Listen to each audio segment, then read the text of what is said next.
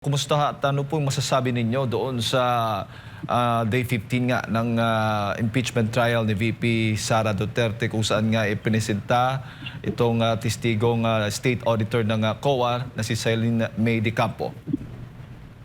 Opo. Yung sasabihin ko po ay hindi niyo maririnig sa iba, no? Dahil ito po yung with due respect sa kay witness Celine Del Campo ng Commission on Audit, no?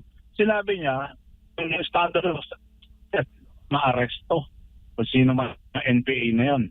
Alam niyo po, dati nagtrabaho ako sa Office of the Presidential Advisor on Peace Process. Yung pag-arrest ay nasa lower rank ng success. Ang mas mataas na level of success is na-convince mo yung rebel to surrender without arrest. Surrender peacefully without arrest. So, kung ang patihan ni witness, dapat ma-arresto mo bago maging successful, medyo mali po yun. Kasi po, mas maganda na nakausap mo peacefully. Kusang loob, sumuko yung rebelde without arresting the rebel. So, kumbaga, pwede yung funding for preventive rather than curative.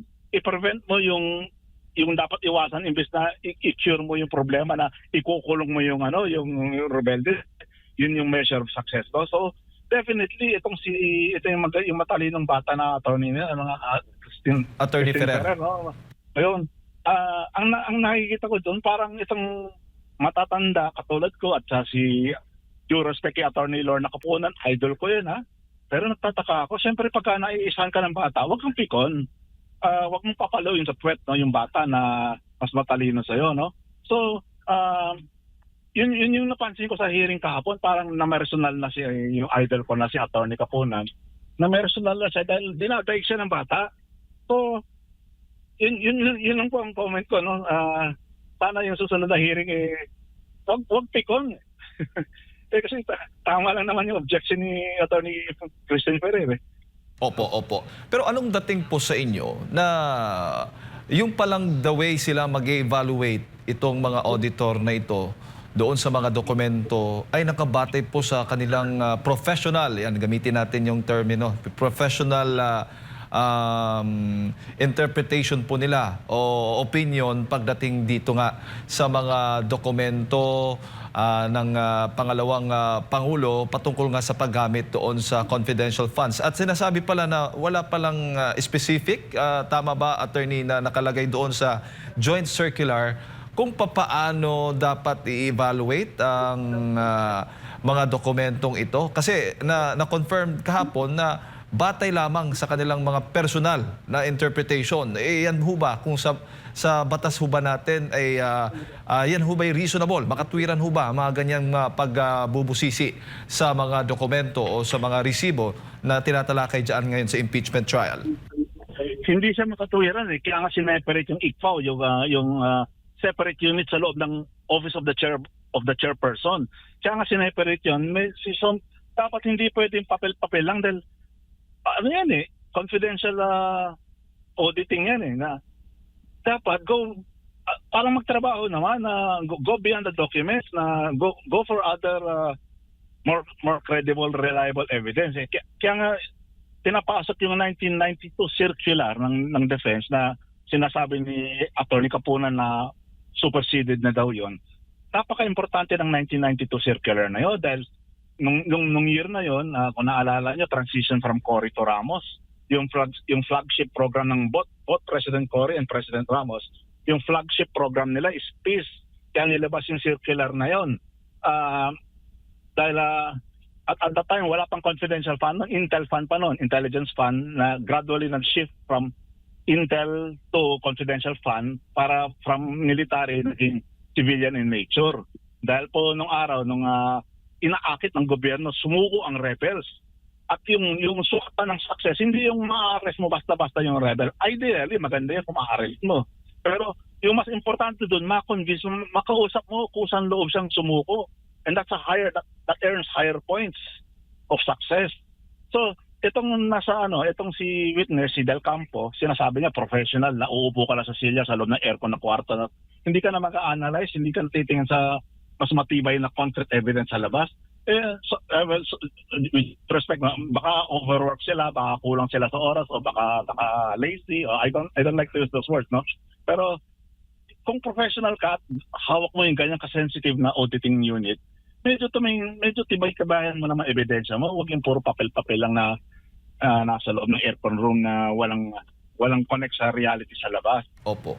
Opo. Kasi ang hirap po kasi, ang problema po o magiging issue kapag nakabate po sa personal na interpretation, papaano po yon mababalanse na hindi ka magiging bias? Yun po yung tanong, attorney.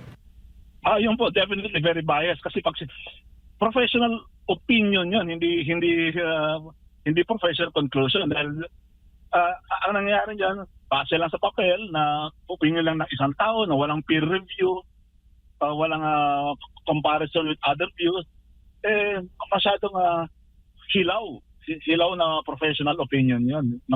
Very, very vulnerable to bias. At ang isa pa, hindi pala siya kasama doon sa pumirma. Baga, in-endorse lang sa kanya yung mga dokumento mula sa dati pang humawak noon at wala siyang personal na kaalaman talaga patungkol sa kumpletong nilalaman o baga doon mismo sa mga dokumentong inimbestigahan o binusisi ng mga nakaraan niyang mga kasamahan. Yun po yung sinabi niyo po, yun yung tinutumbok ni Attorney Christine dahil yun yung yung wala talagang hindi personal knowledge. Ang professional opinion ni Del Campo ay hindi personal knowledge na napaka-importante po yun. Opo. So definitely very yung evidentiary value ng testimony ni Del Campo kahapon is masyadong incredible. Opo. Pero kung bibigyan niyo po ng kahulugan ang opinion, kasi nag-object din si Attorney Kapunan that time yung ginamit po yung salitang opinion Gamitin daw yung professional, hindi ko nakalimutan ko lang yung isang word, professional interpretation. Ayan ho ba ay same meaning pa rin para po sa inyo bilang isang abogado? Ay, iba po yun. Kung personal interpretation mo lang, isabit mo lang sa papel yun. Hindi na kailangan dumaan ng hearing yun. Sabihin mo, this is my opinion, hindi mo na kailangan i-hearing yun. Dahil yung i-hearing, yung galing sa witness mismo na nakita niya with his own eyes, narinig niya with his own ears. Walang kung gano'n, yung opinion ni Del Campo, definitely, opinion lang yun. Opo. Baga hindi po, walang bearing, hindi po katanggap-tanggap kung sa korte mismo, talagang regular courts ito haharap, attorney. Ay, nako, sa regular courts, pag ginawa yun, kung ginawa ko yun, mababoldyak ako ng judge.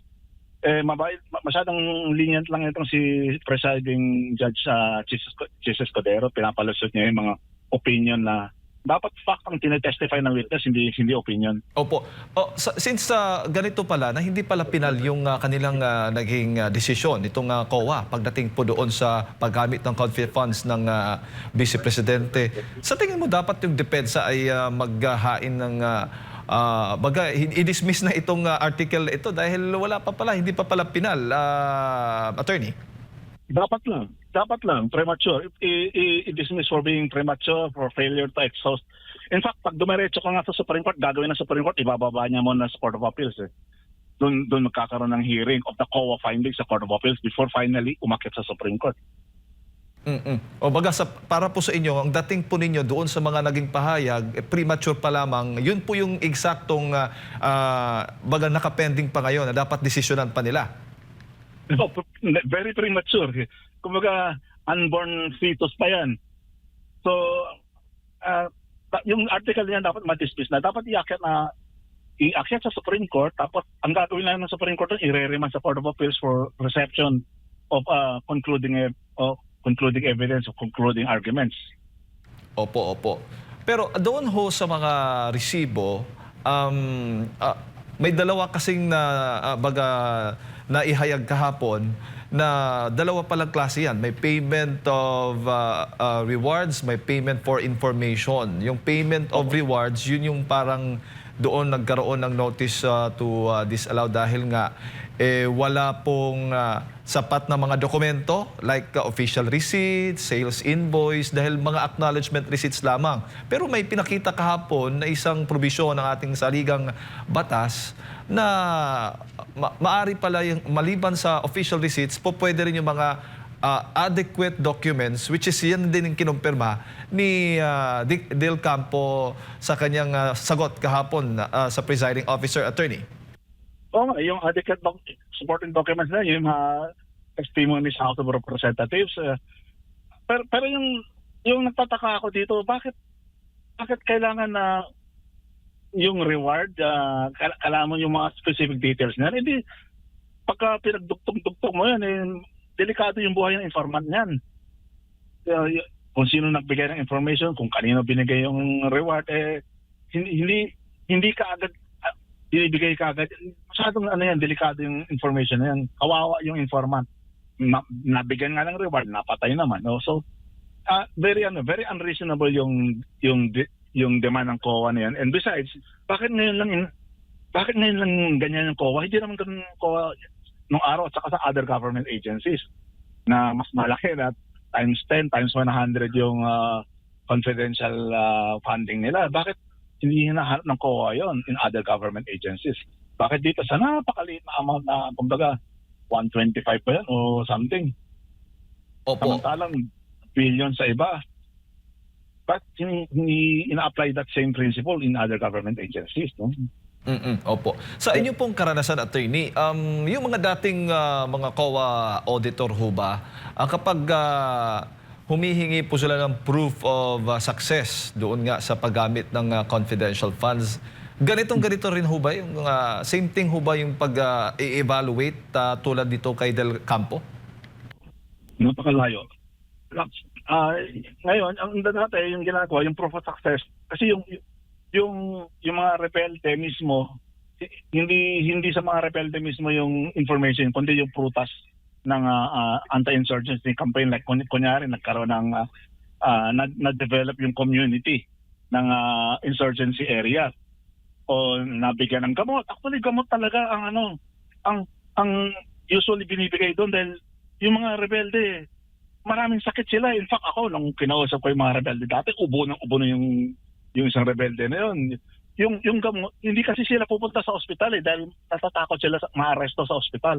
So yung medical team mga aakyat sa bundok. At that time, no, nung active ako noon, the health secretary noon na naging senator was si Juan Flavier. Siya mismo nagpapadala ng medical team sa mountains para bigyan ng gamot yung mga rebels. Kasi yung rebels takot pumuntang ospital yun. Maaarest sila sa ospital eh. So yun nga, nung naging senator na si Flavier, one of the better senators, tinuloy yung practice na yun na yung mga gamot, yun yung pang-akit, confidence building measures sa mga rebel returnees. Tapos ngayon tinitira ngayon ng Commission on Audit. Ay nako, that's a fatal mistake by the Commission on Audit by that particular team. Opo. Kasi doon, tama po, na nabanggit mo yung gamot at yung pagkain na ginamit daw, yung confidential funds para po dyan. Sinasabi po ng joint circular, bawal. Kaya nga, hindi daw compliant dahil ginamit yung pondo sa ibang purpose, which is hindi naman po nakasaad daw sa joint circular, which is tulad nga nasabi po ninyong paggamit o pagbili ng mga gamot o mga pagkain bilang rewards doon po sa mga informant, attorney. Hindi naman bawal. Yung word naman na ginamit actually hindi ko nakita sa joint circular na nagsabing bawal yung gamot. Wala ko nakikita ng ganun. At most irregular or pero yun I cannot believe it na ganun dahil alam niyo po nung dati nung ako mismo ang nakikipag-negotiate sa mga rebels, no. Yung dati yung Office of the Presidential Advisor of the Peace Process, yung office niya nasa, kung tawagin niya yun, na Philippine Heart Center. At tapos yung yung on the same floor ng OPAP, nandoon yung Medicare na kung tawagin ngayon ay PhilHealth. So yung mga nag-a-advise sa rebel returnees sa peace negotiation noon, yung Department of Health, yung Medicare, PhilHealth na at that time si Juan Flavier ang health secretary, kaya napakahusay ng medical mission sa mga rebel infested areas, at yun yung nag-akit ng kusang peaceful surrender by the rebels. Tapos ngayon, ibabawal yun. Naku po, big mistake yun. Opo, opo. At bukod dyan, attorney, ay may sinabi din pala ng, hindi pala, silent din ho pala yung joint circular na pwede palang gumamit din pala ng mga alias. Hindi ho bawal yun. Wala po sinasabi doon sa kanilang JC. Wala nakasulat ng ganun doon. Sa standard practice yun, the use of alias. Opo, sa katunayan nga, itinanong nga doon mismo dyan sa kay Del Campo kung ang paggamit ba ng mga nakakatawang mga pangalan ay ibig sabihin ba ipeke o fictitious po ba daw. Sabi, hindi naman sinasabi po doon. Hindi niya masagot hindi niya alam. Wala namang silent po yung batas, kumbaga, pagdating po dyan, attorney. Silent po, kasi alam nga naman yung real name ang ilalagay mo doon, mapapatay yung si informant. Oo. So baga, hindi po nilabag ng Vice Presidente yung paggamit ng alias at yung paggamit ng pondo para sa Confi funds, para po sa inyo. Wala pang nilabag si Vice President sa paggamit ng alias at paggamit ng confidential funds. Opo. Bago ko lang ipasa kay Partner Admiral Attorney, ano yung pakiramdam kaya ng mga Intel community? Alam ko, marami kang mga kakilala din, kang UPI, at talagang mga dating general andyan po. Ano yung pakiramdam po nila na ito pong mga ganitong mga sensitibong mga impormasyon or itong confidential funds ay natatalakay po ngayon sa impeachment trial ng Vice Presidente? Kahapon, may press con yung UPI kahapon. Kasama ko sila kahapon. Hindi lang UPI ang medyo galit dito. Pati yung active, yung nasa loob ngayon na active. Kasi yung anti-insurgency nila is now in danger of collapse. Ma-imperil yung anti-insurgency movements, activities ngayon. At active hindi yung mga retired, active. Siguro maglalabas yung UPI ng another podcast on the sentiments of the active. Soon. Baka tomorrow meron na. Attorney, magandang umaga, si Admar po ito. Doon po sa naging or sa trial kahapon po, ang dami pong mga debate, may init na palitan po ng pahayag magkabilang panig. Natumbok na ba na merong ginamit na pera ng taong bayan si VP Sara Duterte na talagang ninakaw niya at ito'y isang impeachable offense? Naging malinaw po ba kahapon? Wala nga natumbok day 17 na pa tayo, day 12. 15. Hanggang ngayon, wala pang natutumbok na nagnakaw si Sara or anything. Yung confidentiality is not a crime, ha? Yung gumamit ka, nagbigay ka ng gamot sa rebelde, hindi yan pagnanakaw, ha? Yung iba yung pagnanakaw, yung sa infrastructure, sa flood, scam, yun ang pagnanakaw, yung mga trilyones na yun. Pero yung 125 million na confidential, wala, hindi yan impeachable offense. Opo. At saka nababanggit din kahapon yung fraud audit. Nabanggit ng witness na merong plano pero kung sakaling matuloy, ito yung first time. So kumbaga, di ko lang alam kung first time ba as dito sa confidential funds na magkaroon ng fraud audit. So ibig sabihin talaga nito, kumbaga parang ito'y naging kalakaran na yung mga ginagawa ng OVP na confidential funds ay hindi nalalayo doon sa paggamit ng confidential fund ng ibang ahensya ng gobyerno. Ay, yung confidential audit, nung araw pa yon, dekada na yan. Ngayon lang sila nag-iba ng interpretasyon. Yung, halimbawa, yung sinasabi ko nga yung gamot na yun, in-audit din yun, pero iba yung naging conclusion ng COA noon. Mas nagbibigay ng awards pa nga yung COA ng innovative use of the fund. Ngayon parang baliktad. Gumawa ka ng kabutihan dito sa anti-insurgency activities, pinapalabas ng masama. Ngayon lang nangyari to, itong attitude ng COA na to. Ngayon lang. At saka dito lang sa Office of the Vice President and DepEd lang. In others, wala akong naririnig. Opo. And ang interpretasyon naman ng iba dito, nag-submit ng mga kinakailangang dokumento pero ayaw tanggapin ng COA dahil nga iba po yung interpretasyon. Now ngayon po, ang tanong din dito, doon ba sa paggamit ng confidential fund, sino po ba ang may mabigat na, kumbaga, competent masasabi na ma-interpret ng tama kung ito bang pinagastusan nito ay for confidential at dapat gawing confidential? Ang COA ba o yung mismong ahensya ng gobyerno? At meron din po bang pagkakataon din po, attorney, na sa interpretasyon ng COA pagdating sa korte dahil aabot pa yan ng apela, mananaig yung kumbaga mananaig yung desisyon ng korte na iba doon sa interpretasyon ng COA? Definitely, kung iba ang finding ng COA at saka ng ahensya, patas muna sila. At ang magre-resolve doon yung court, yung Supreme Court actually, kung gano'n. Dahil ano pa to medyo broad, kumbaga wala pang clarity ito. So, talagang aabot ng Supreme Court yan dahil maraming clarifications ang kailangan. So, between COA and the agency, patas muna sila. No one is superior over the other. Pagka-ibang opinion nila.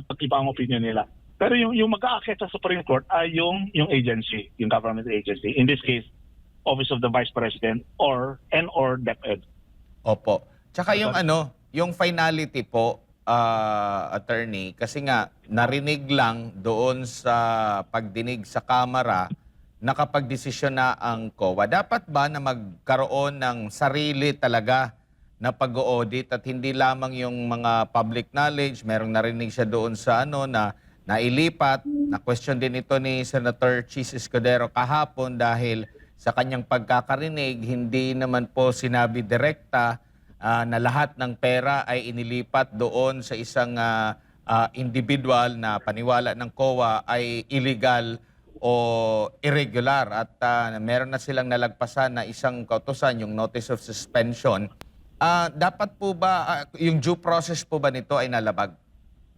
Nalabag kasi kaya nga kinere yung ICPAW Dapat, yung ICPAW, nasa loob yan ng Office of the Chairperson. Kaya nga siya na-create, binukod siya, para hindi siya aasa sa mga, yung paper lang na walang scientific evidence sa labas.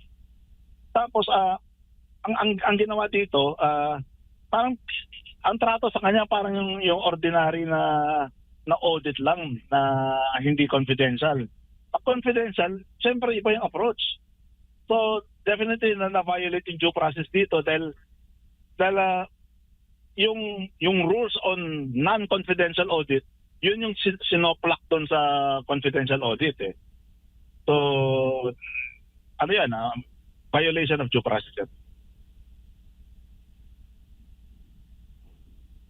Dito po sa pagdetermina, attorney, sa kung pwede ba o hindi pwede na magkaroon ng confidential fund ang OVP at ang DepEd, ang COA po ba makakapagsabi nito? Kasi tinanong din siya kahapon at sa kanyang pananaw, batay daw sa mandato ng OVP at DepEd, hindi dapat daw magkaroon ng confidential funds. Ito ba ang dapat magtakda nito, attorney? Medyo, I dare say mali yung si witness. Nasa Republic Act yun nasa General Appropriations Act yun kung may angal siya doon, di siya mag-file sa i-declare unconstitutional yung General Appropriations Act na ng item for confidential fund. Republic Act yun yung General Appropriations Act. So, mali siya doon si witness. Opo, nagkaroon tuloy ng biro, attorney, na itong mga COA auditor daw ay para daw mga dati daw CIA, dati raw mga nasa military, kasi napagagaling daw mag-interpret kung ano yung tama at mali sa paggamit ng confidential fund, dun sa surveillance, dun sa intelligence, sa mga information na gathering at iba pa, attorney. Oo talagang medyo katawa-tawa yung taga COA noon dahil hindi naman niya expertise yun nagmarunong siya Opo, opo. Sa huli po, attorney, tingin nyo po dito medyo malabnaw, mababaw, pero pagpakinggan mo naman ang sabi ng prosekusyon, abay naset na daw nila, parang sumisikip na raw yung mundo ni Vice President Sara Duterte. Totoo ko. Makikita nyo naman yung mga eksperto talaga, no? Una-una sa social media na lang, puro kakayong reaction dun sa sa komento na yun. Tapos kahit sa mga abogado, ang sumisikip yung mundo ng prosecution dahil nagiging katawa-tawa at wala na tuloy ganado manood. Kahit ako dati parati akong tumututok pero kung puro ganun lang, puro circus lang wala na, nakakasawa na panoorin Kaya katawa-tawa lang yung kinalalabasan Opo. Attorney, siguro huli na lang si Jade Pollitt ito, budget season na. Sa tingin ho ninyo, itong impeachment trial, panlihis na naman po doon sa pagbabantay ng taong bayan doon sa pondo ng ating bansa. Definitely, panglinis lang. Nagulat ako nakita ko sa National Expenditure Program. Dapat bantayan yan. Nakita nyo, na-notice nyo yung digital ayuda? Ako po, grand scam yun. Kaya siguro itong impeachment ito, para yung focus natin doon lang sa wala kakwenta-kwentang impeachment, hindi natin nakikita yung mga napakalaking scams na parating sa 2027 National Expenditure Program. Opo. Mensahe po ninyo sa taong bayan. Mas lalo tayong tumutok, wag sa impeachment dahil pwede rin tumutok sa impeachment as entertainment na lang yon. Pero yung dapat tutukan natin yung final na National Expenditure Program, napakaraming milagro diyan, napakaraming delikadong mas malaki siya, imagine yung mas nilakihan pa yung mga nandoon pa yung mga flood, nandoon pa yung mga dating kalokohan at mas malaki pa. Tapos yung digital ayuda, medyo bantayan niyo yon. Dahil ginagawa ng high-tech yung mga pangungurakot.